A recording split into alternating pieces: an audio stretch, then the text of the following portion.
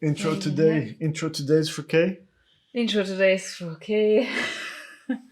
Welcome to the Love Change podcast. We have a beautiful topic today. Turning 30, turning 40, the decades of life. One of my non favorite topics, to be honest. That's why I was skirting around in preparation the last days. But I think it's a beautiful topic to talk about. So here we are. A little bit of honesty. You think it's a beautiful topic to talk about? Yeah, Tell because me, struggling about it is yeah. also a good topic to talk about. Tell me a little bit more what you were struggling with preparing for this topic. I think most of all is getting my head around to be in the headspace of being 29 and turning 30, and also realizing that basically I'm 10 years further and I'm gonna turn 40 next year. Ta-da. Time to order the tombstone, eh? Get I one don't foot think in. Get so. one foot in. 113 is my goal at least. 113. 113. So let's see. So the questions for K today are: what things were on your life list when you were turning 30, and which one of those things were ridiculous in retrospect? Why? Um, what things you didn't achieve on that list, and how did you deal with that? And maybe also for your current life list, how that's going. Turning into now, what's on the list now? Because you're going to turn 40 in a year. Really excited. And what's different between when you were turning 20, when you were turning 30, and now that you're turning 40? That's what I'm curious about. Mm-hmm. My Case journey. question, my question's for you. What things did you want to achieve before turning 30? Mm-hmm. How did you feel about turning 30? And what kind of stories and can't even read my own handwriting are you looking for in this decade? As you can see, Katrina really loves this topic. Well prepared. Well prepared, yeah. The juices got flowing. Yeah, So, as you're the host today, I can ask. keep it rolling, keep it All right. rolling. What things did you want to achieve before turning 30? Tell me. Biggest thing on my list was retiring. I think the biggest thing on my list was not having to work for money, Mm-hmm. and then really embarking on the journey of what's next when you don't have to work for money. Mm-hmm. Why Uh, was that so high up on your list? It's quite uh, an unusual one, I would say. I think it created a sort of a tension around just getting my finances in order. Mm-hmm. Seen so many people 40, 50, 60, just like living paycheck to paycheck. And I Yeah. think since the age of 18, I always had like 3 months in savings. And then around 25, I would almost have a year of Mm-hmm. cash flow and savings to be like, okay, if I earn money now, it goes in the end of line and I'll spend Yeah. the money that's super old now. And then, yeah, as I was approaching 30, I just didn't want to be financially motivated for the projects and development professionally that I would embark on. I wanted to create the ultimate sense of freedom and also just fast forward in like usually people are like 60, 65 when they arrive at that point that you don't have to work for money anymore. Yeah. Which is kind of late. But it is what it is. I feel like if Mm. you push yourself to a certain extent, then it's not like when I was 30 that I like was sitting on a boat smoking cigars eating lobster, but Okay. the standard of life that I was grateful for I could maintain for a prolonged period without any worries. Yeah. So that creates a lot of headspace to be like, okay, What do I really want to do? what is it that I truly care Yeah. about? Yeah.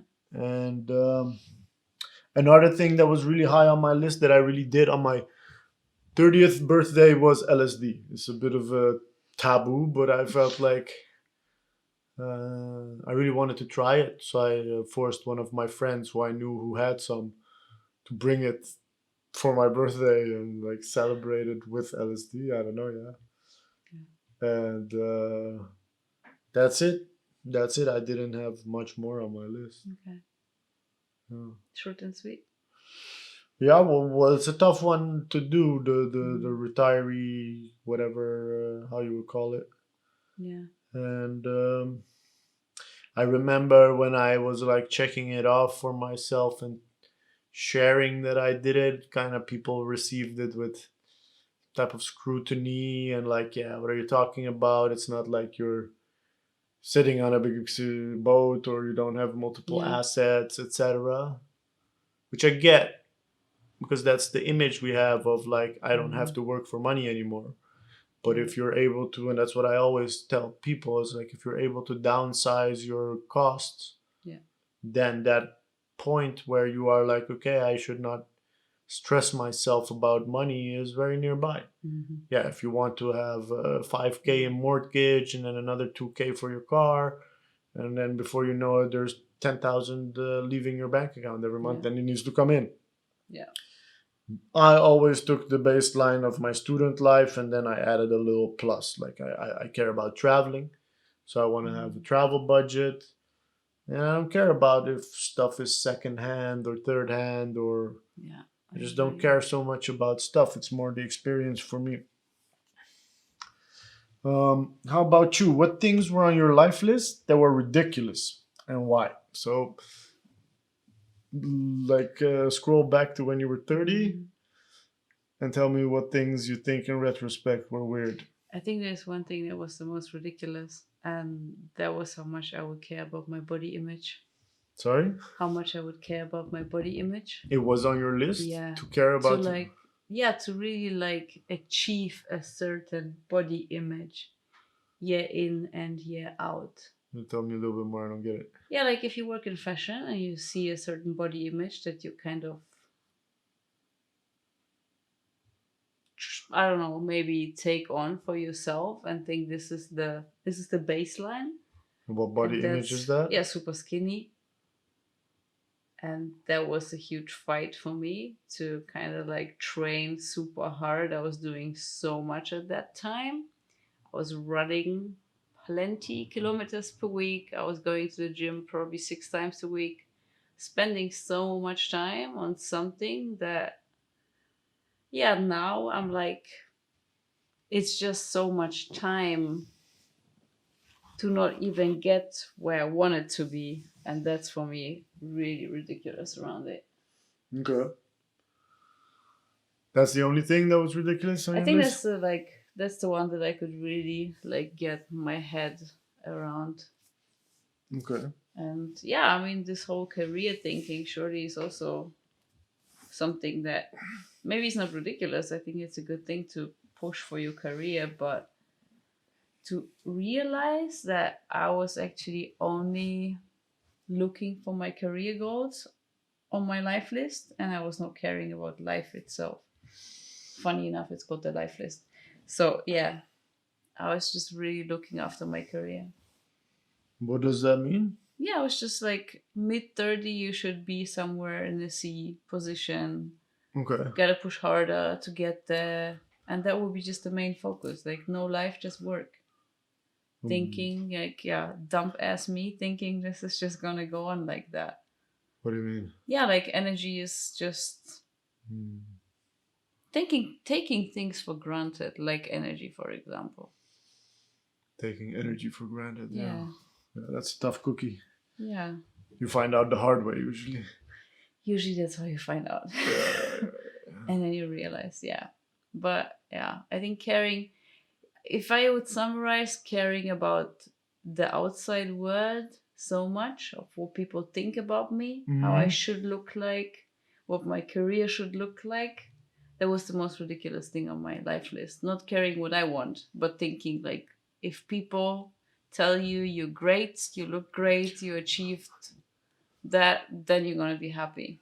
Okay. Yeah, dump ass me. Well, you learn. afterwards. Absolutely. But it was a big learning. It's pretty common though for people to like set goals achievement wise. I want to be at a certain income level at some age. Yeah, but really, like, super focus on the outside. I think that's something that you need to go through to understand that this is not where happiness, this is not the source of happiness in life. Hmm. You really need to go through it. You need to take all the steps. That's at least what I did and how I felt. You really need to go all in to understand. Mm-mm. And I'm gonna continue on that because my next Yeah. question is what things were on that list that you didn't achieve and how did you deal with that? Yeah, basically realizing that however hard I'm training and putting my ass into running, I'm not getting there. Skinny. Yeah. And then, like, How did you deal with it? yeah, basically realizing that being unhappy about this situation won't get me anywhere. Hmm. So at some point, like weeks and months and years into this crazy mindset, I was like, this is not healthy. Like, this is just something that is not achievable. Or it might be achievable, but the energy and time that you need to put into this is Hmm. just like in no relationship to each other. Hmm. Like, seeing now how little I can exercise and maintain my body is just like, man, why did I spend so much time in the gym back in the days when my metabolism was much better? Hmm. Like how So, much time would you spend in the gym? an hour at least per day, if not 1.5. With running, probably 1.5 to 2 hours. Oh, Yeah, a lot of people do it's that. If quite a I lot of think about it, lifetime. if I think about it, a lot of people spend an hour or two in the Yeah, gym every day yeah. because they want to be fit. Yeah, but the, like, learning about the ratio that 70% comes from food and 30% from training is also something that, Oh, you didn't know. I didn't know. But once you understand, you're also like, oh my gosh, this is smart. And with the career thing, that went as planned. It kind of, yeah. When you That, were 30, you were yeah, where you wanted to be. yeah, absolutely. I got promoted to the position that I like absolutely wanted to have when I was 29. So I was like, Which one was check, the head of head of? head of brand management. Uh, Yeah, so I was like, check, I a year achieved that before, before 30. So good. you Yeah. felt good I about that. felt like I can still feel the energy of how I walked out of the office that day, being like on top of the world, that Okay. I had the contract for this position. Yeah. You know how much I give about titles nowadays. So now I'm like, And then in okay. retrospect, you're like, that was stupid.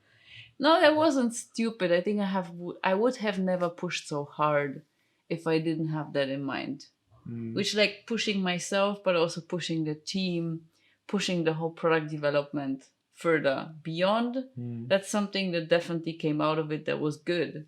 Like, yeah, that's something that was really caring for. But Mm. apart from that, yeah, Okay. plenty downsides, I would And say. then what you kind of skipped is like you wanted to be skinny, and then you couldn't be skinny. How did Yeah. you deal with not achieving it?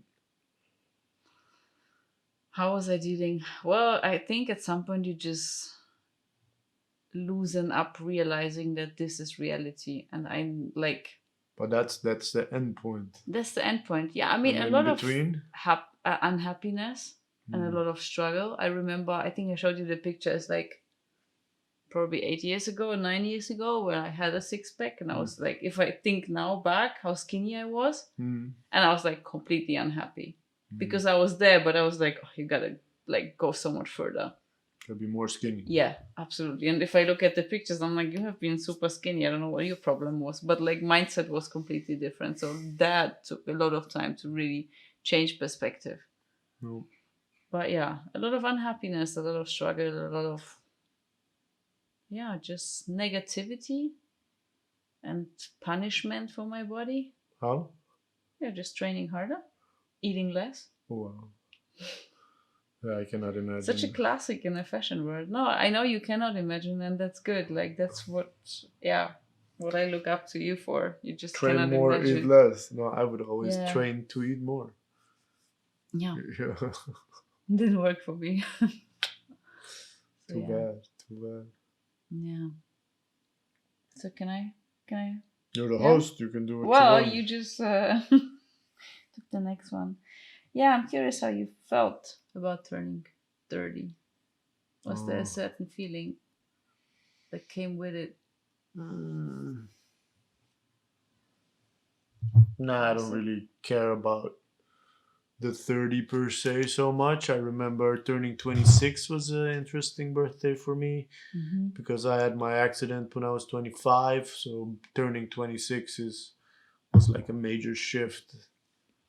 Um, like I remember I called the party at my like in between brackets on and then expected 26th birthday Mm-hmm. bash because I just wasn't sure about the life. And then Yeah, I get that. I think when I was 30, I just celebrated it with a couple of buddies. I was just kind of transitioning out of one business, not knowing what the next would be. I kind of spiraled out of control afterwards because I was like, okay, now I don't have to work for money anymore. And then I kept making a whole bunch of stupid business decisions Mm-hmm. because I was afraid to slow down, Mm-hmm. I guess. And then I broke my leg. So that made me slow down. Yeah. I didn't want to slow down. Oh, you tried to go back into your Yeah, restlessness.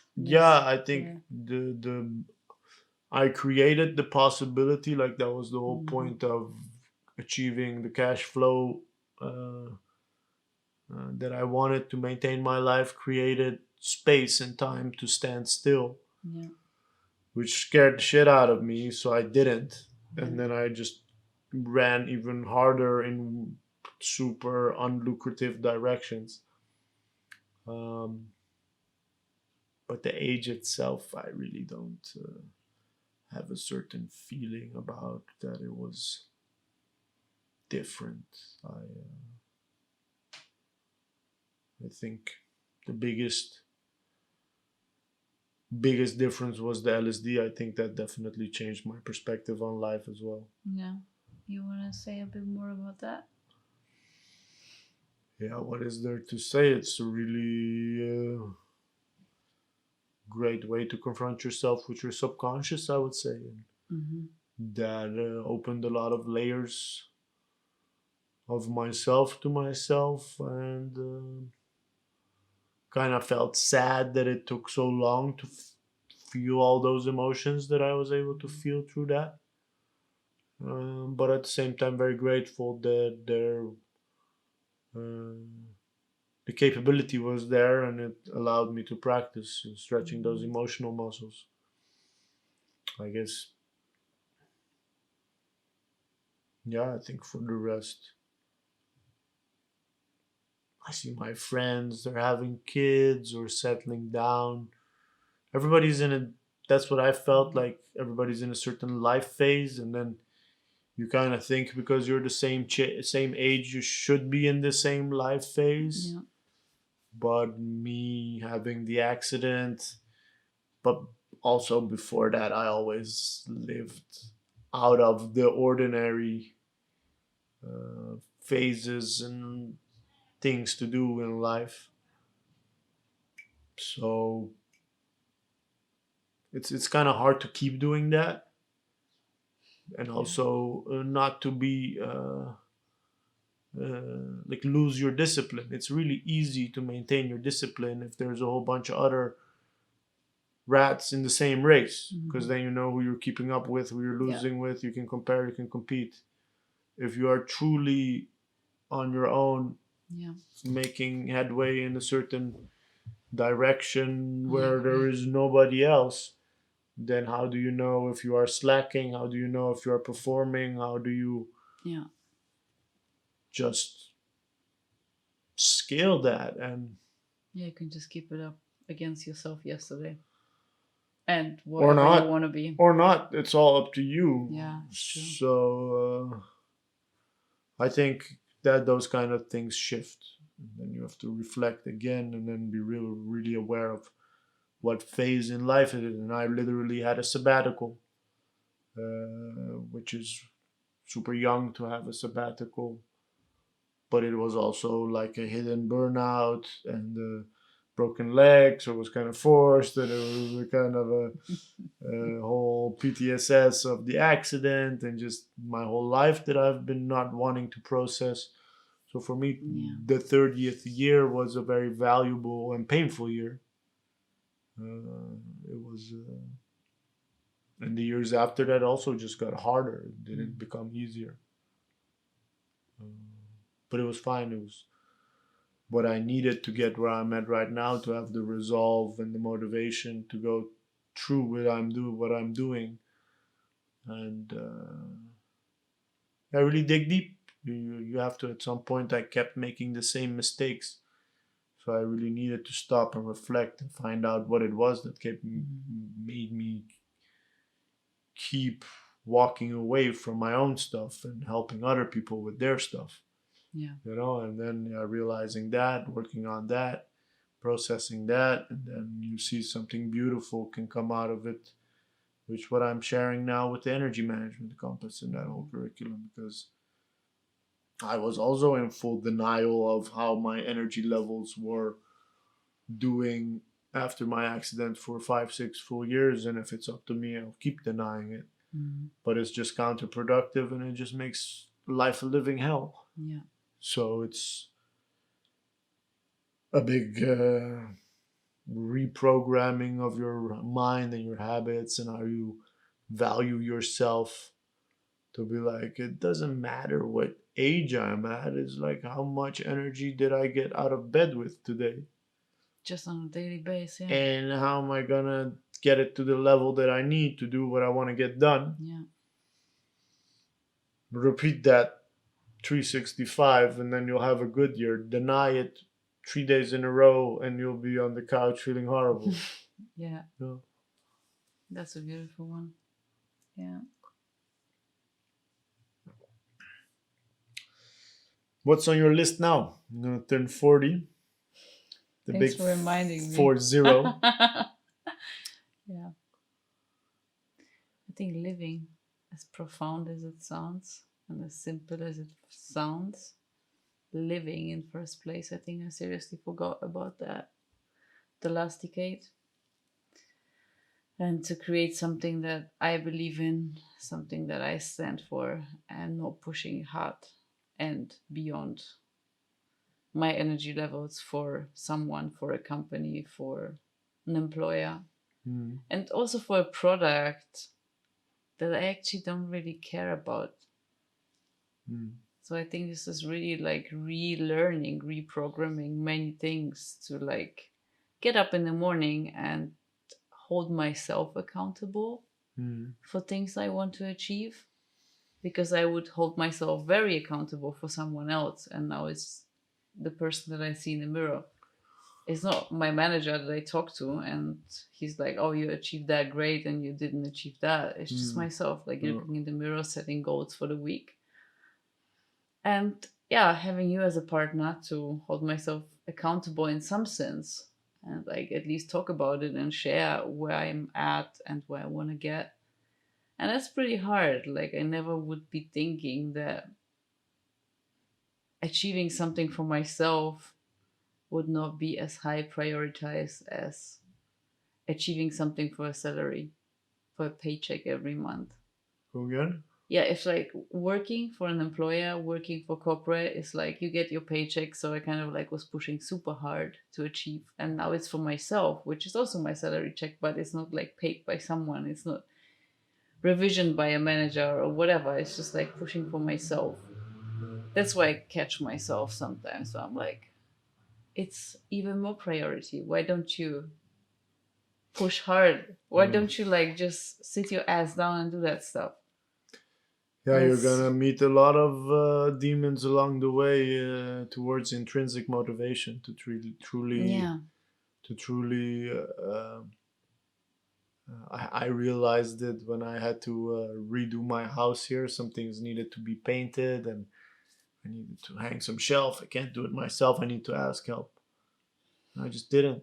For like a month, I didn't, and then I felt really bad about the fact that if it was a construction project for XYZ, yeah, it would be like 3 phone calls, boom, boom, in 2 days it's done.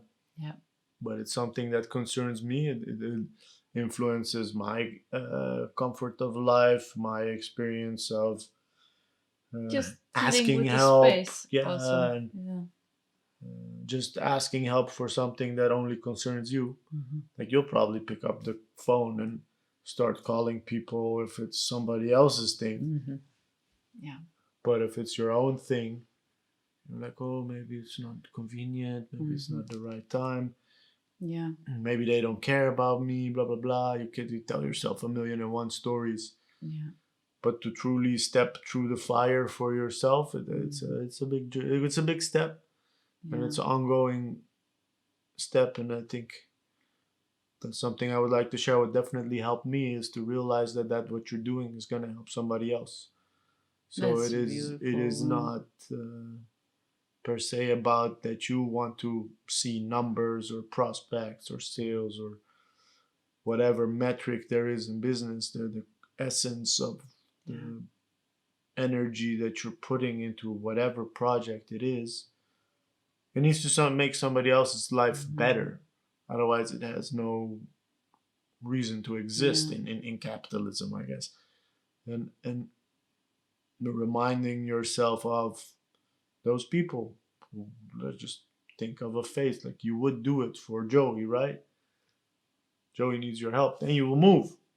Yeah. But if it's got Kay that needs help, you're like me. Yeah. It's So like, why is the value different? I think You know? I think it's really related to what makes us social creatures. Yeah. If everybody was all about themselves, Mm. then the social structure would crumble. Yeah. While a lot of people that I speak to, that I know, will help another, uh, won't ask help for themselves. Yeah. And Yeah. all these things are related also with business. And then if somebody's really all about them, we label that as selfish. Mm-hmm. So you don't want to be labeled as selfish. So you Yeah. also kind of So it's shy away the line from in being, between. yeah, Yeah. kind of shy away from both. But if you know what your purpose is, why you're doing something, what the mission is, then you are just an instrument, Mm. and a very capable instrument, a very skillful instrument. So it's Yeah. almost unfair to the purpose that you will not put in those hours and focus that it requires. Yeah. Just because then the procrastination becomes a selfish thing, because then Mm-hmm. you think it's about you. Mm-hmm. Yeah, but what you just said, that this is going to help someone else, I think that's a Mm, beautiful thought to hold on to, yeah. because that's exactly what it is. It's going to change Hopefully, someone else's life and make exactly. it better and support their health in my case, which is something I really care for. Yeah. So, like, abstracting it out of the whole thing that you need to do daily and pick up the phone and ask someone for help, to be like, hey, listen, what is that about? Actually, I really care Yeah. for other people's well being. And Yeah. that's why I need to pick up the phone Yeah. and ask Yeah. for help. Because in the end, in the grand scheme of things, this is what I care about. Yeah. Yeah, Yeah, that's a that's beautiful good. one. I have one more Are for you you. shooting more questions at me? What was different between turning 20, then 30, and now 40? I'm still not 40, just to say it again. Yeah, yeah, almost. I think the biggest difference is to learn to not take things for granted, to be honest. Yeah. I think when I was 20, I would just think that will go on like this. Mm. I would not really enjoy the momentum. I would just push hard and live in my mind in tomorrow Mm. and be like, oh, if you do A, then you're gonna end up at B. But I would never like just stop and enjoy and take just like really take it in. Okay. So like thinking it would just go on like this. When I Mm. turned 30, I was like, yeah, this whole career thing is gonna just go further as it is going, and not just like stop and be like, hey, actually you achieved a lot. I would never pat myself on my shoulder. Mm. Like literally never. If someone would compliment me, I'd be like, yeah. Like even like turn that down. Not even be like, yeah, thanks, that was a Mm. compliment. That's really nice. That's cool. And I think that's what I really learned in the last decade, to just whatever I achieve, even celebrate the small things and just be really grateful for that. Stop in those moments and smell the flowers, as you always say. Smell the roses. Smell the roses in the park. Yeah, and just like not take things for granted, because if you change your perspective and you understand this, life Yeah. becomes really colorful and really beautiful. There's so much to enjoy, and I Mm. would literally never see that in the past. We're more Yeah. focused with what's next. Yeah. Yeah. Yeah. I recognize that. So turning 40 is kind of something I look forward to, but at the same time, no, because it's a huge number. But there's also like, there is so much life that happened before. So I would not be able to have squeezed that and turn 30 next year. So it's also being grateful for that. I think all the experiences that I had made me the person I am, and to realize that it's just a good perspective and a good place to be. Gratitude. Yeah. Gratitude.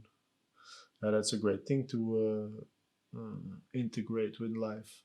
Yeah. Definitely. We spoke last week about the bird's perspective. Zooming out. Yeah, zooming out and looking at life and just not sticking in the moment and, I don't know, stressing out or doing whatever about this particular day or moment or state of mind or whatever. Which is like, yeah, okay, it's a turn left and a turn right, but it doesn't bring me off the road. I'm still on my path going to my destination. Bad day, okay, well, that's what it is. But in the grand scheme of things, I'm still on my course. I didn't deviate so much. Mm. And Yeah, yeah, and if you had to deviate, you had to deviate. also, Yeah, I remember I turnarounds are was also important. stressing myself out about achieving my retirement at 30. When I was 25, I was supposed to graduate, broke my neck, was in rehab for a full year. So I Mm. basically lost a year to achieve something that's already hard to achieve. Yeah. So I had 4 years left. I was pretty stressed out about that. Yeah. And yeah, I think definitely just working my ass off. Just like I remember when I was 31 or 32, 31, I went to Curacao for the first time for the winter. Mm-hmm. And I just woke up and it's like super tropical there. And it's like, I could not remember what it was like to just open my eyes without pain. Like I was like super surprised looking around me like, wow, what is What this? happened? Yeah, what is Yeah. this? Like I could not remember. Just like I was still hurting, but it was much less. Mm-hmm. And I was like, whoa, I was like putting myself through so much pain, which Mm-hmm. like then I realized, oh, it's not necessary. Yeah. It's just temperature related, or it's just like, okay, you don't Yeah. need to be here in the winter. It just sucks in the winter here. Yeah. Yeah, Yeah, but that's the whole I point of wouldn't allow zooming out. myself to do that because I have friends who Yeah. had accidents or like whatever Yeah. illness that changed their life course, and they just like, okay, life's hard enough. I'm just gonna kick it. I'm just Mm-hmm. gonna enjoy my days. I was like, no, I'm gonna retire before I'm 30. I've got business goals. I'm gonna get there, and then I might kick it, which I first didn't, and then Mm-hmm. after a year I did. Yeah, reminds me of the recent situation of selling my racing bike and going for a super comfy Dutch kind of bike and be like, life can be so good. Yeah. Why was I beating myself up with a stick for so many years? Yeah. Like, yeah, but sometimes you just don't want to see it. That's the point. Sometimes you just need someone else to be like, hey, lady, listen, Yeah. how about that? Maybe you're gonna try and see. So, yeah. Do you have any left? Yeah, I do. What kind of stories or what kind of achievements in the decades now are you looking for in your 30s? Not even in the middle of your 30s. 35, I would say, is the first milestone. Milestone? Yeah, really manifesting myself as a coach, helping people with energy management, playing a role in um, how you cultivate resilience. I know you don't like the sentence. I like the sentence. So it's I just. I had to learn the really really hard way Mhm. that the human organism is really amazing at recovering and rebuilding. And whether I have an injury in my spine and I can still see progress 7 or 8 years after the accident physically, or whether you are traumatized at a young age, or you have emotional blocks, or you think you're not so smart, or you're not a good learner. All these things are stories and boxes that we create for crowd control, because there's a lot of us and it's difficult to give everybody personal attention. I Yeah. get it. The system does not supply that. But I believe that every part of the human body can take some kind of yeah Adjustment. no, like if you trigger, like if you exercise a part of it, Mhm.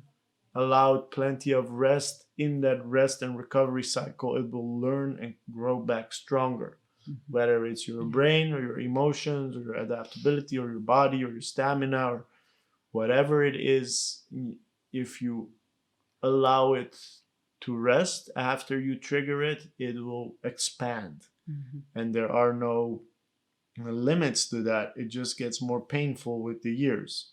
Mhm. My body turned super old, so it's super painful, but still, despite the pain is just a feeling. It's Mhm. not going to kill you. Mhm.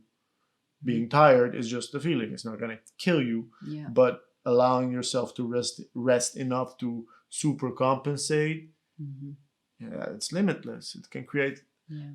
super much potential in everybody. I think right now what people need it for is to deal with stress, like 24/7, whether it's your Mhm. phone or Yeah. your work or your family life or whatever is giving you stress, your constant experiencing stress, and it's making people sick. So I can definitely play an important role in manifesting myself as a coach, helping people feel good, Yeah.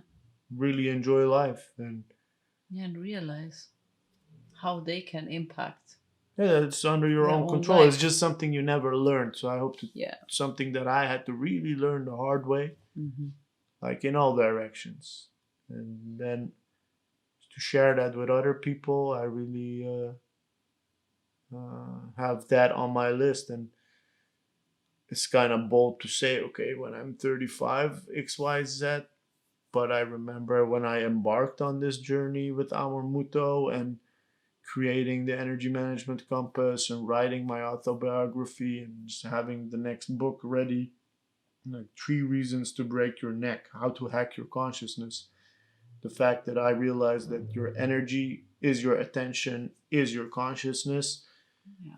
It's very simple to say it, but it's really profound if you realize that if you divert your energy towards a place, your attention Mhm. goes there, and your consciousness. What is meditation? It is Mhm. shifting your Mhm. consciousness into other senses than what is in your mind. It's stepping into your body. Mhm. All these things, they do not need to stay in the realm of mindfulness. They can Mhm. be a part of children's education, a part Yeah. of corporate um systems that help your crew to stay healthy and perform. Mhm. Why do like companies who are like achieving great results, they wear people out like tires, and then you just get new people and you got Yeah. capital, so the capital just keep flowing, but these are people's lives, eh? And Yeah. where and how I will find a way to scale this and with who, you're helping me a great deal, and I need more people to help me doing that. Yeah. We need more people to. Yeah, Yeah. definitely. Yeah, we need more people to help me doing that, but Yeah. really manifesting that and making it accessible for the billions of people who do not have the high income Western standard of life, but are dealing with high stressful Yeah. situations. All the Bangladeshis and climate change that's upon us, and how do you deal with your social fabric being torn apart, super disruptive technologies hitting humanity, Yeah. and it's just deal with it. Mm. Already in the first world countries, people's experiences cracking up about it, and I get it Mm. because you've been told that everything's gonna go linear, but if things are tilting really exponentially, then it's hard to fathom, and you, because you do not know, you think you cannot. Mm-hmm. Mm-hmm. That's a good one. And just sharing that knowledge and realizing that it's a practice, something that is very simple. Just how do you harvest energy if you feel low? Like, are you feeling depressed or just tired? Do you want to kill yourself or do you need a nap? These are like, Yeah. being tired is a normal thing. Being done, the body is not done until it stops breathing. I've spent weeks and months in my bed just realizing that even if I do not care about life, the body will keep breathing. Mm. Yeah. And then you have to find some meaning in that, Mm. and then you realize how much you took out of it, that it just needs time to recover. Yeah. Whether it's And your that is mind, your sometimes a long heart. time. Yeah. Yeah, yeah, talk to people with a burnout. Yeah. Yeah. Yeah, Yeah. yeah. Yeah, I think that's on my current goal, just to share out of my own experience and knowledge and all that. I'm constantly reading up on how these things are exploring and really, yeah, scaling up on that. I think Yeah. that's my current like work ambition. But I don't feel like it's a work thing. I feel like it's my purpose Mm-hmm. I also feel like it's a. to be able to tell this from the experience that it truly comes from, Mm-hmm. to share the examples in which I was confronted with these answers, uh, will have the gravitas to land in the right places, Mm-hmm. because otherwise it's just some theory. And then the proof is in the pudding, is the life that I'm leading. So I also have to practice what I preach. And that is why I feel like it's my purpose, because if I turn my back from it and just see some sexy project which has dollar bills on it and cool people, then 2 months later I'm on a stretcher, I need antibiotics or something. Yeah. That's I think purpose wise, and then definitely create a life that is just eternal spring. I just want spring weather all year round. That's something. Love that. Yeah, I believe that that's something I can remember telling my friends. The fact that our parents had to become refugees and that we grew up Mm-hmm. in the Netherlands as political refugees does not mean that we have to grow old here. Mm-hmm. Of course, it's uncomfortable to leave your social circles, your parents, your sisters, brothers, your friends, all the people that you know, Mm-hmm. and grow roots somewhere else. But I find it so much valuable in my experience of everyday life if the weather allows me to be without pain and just not wear jackets and whatever, just to protect myself and just stay Mm-hmm. inside. I don't want that. I want to live in Yeah. eternal spring. Yeah. It Yeah. also like has so much effect on your inside energy and your mindset and everything. And so I feel like a Mm. winter here is pretty depressing. It's just dark and rainy and Mm. ugly, Yeah. and going somewhere else just lifts you up. Yeah. Yeah, it sucks. A lot of people live here Mm. and they have great lives.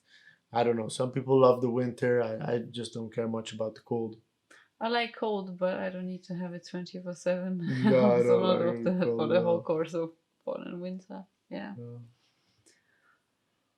Yeah, that was a great episode. Kay Yeah. here had a lot of trouble getting started in this one this week.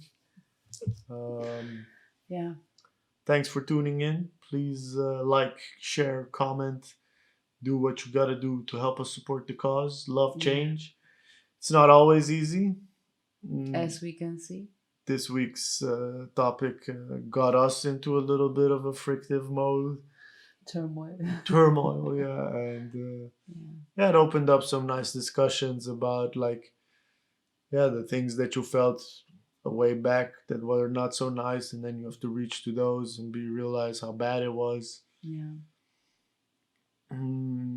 Also realizing how much you can drive yourself crazy for no reason. Um, That's very well said. yeah, literally no Yeah. reason. If you have topics for us, Yes, please. Yes, comment, please. share, and And also share if you whatever your takeout was. Please your share experience. to Yeah, really reach more people, because that's our main goal, to just spread the honesty and vulnerability and yeah, safe space. safe space for conversations. Definitely. Thanks for tuning in. Next Thank week, you. we're going to be live from Spain with different setup. We already moved all this stuff on the couch. Yeah, with And our bright light. bright light. I don't know how it looks, but Let's see. I had fun. Thanks for tuning, y'all. Thank you. Have a good night.